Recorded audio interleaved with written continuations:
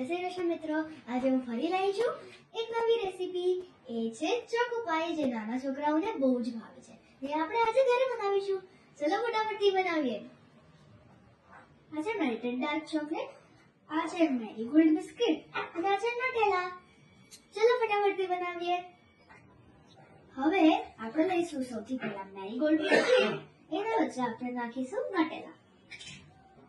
પછી આખા બિસ્કિટ પર સ્પ્રેડ કરીશું અને એના પછી આપણે બીજું બિસ્કિટ લઈ એના ઉપર મૂકી દઈશું. હવે આપણે એને મેલ્ટેડ ડાર્ક ચોકલેટમાં ડીપ કરી દઈશું અને પછી 15 મિનિટ્સ માટે રેફ્રિજરેટ કરી દઈશું. તો હવે આપણે એને 15 મિનિટ માટે રેફ્રિજરેટરમાં મૂકી દઈએ. હવે થઈ ગઈ છે 15 મિનિટ. હવે આપણે જોઈશું આપણી ચોકો પાઈને.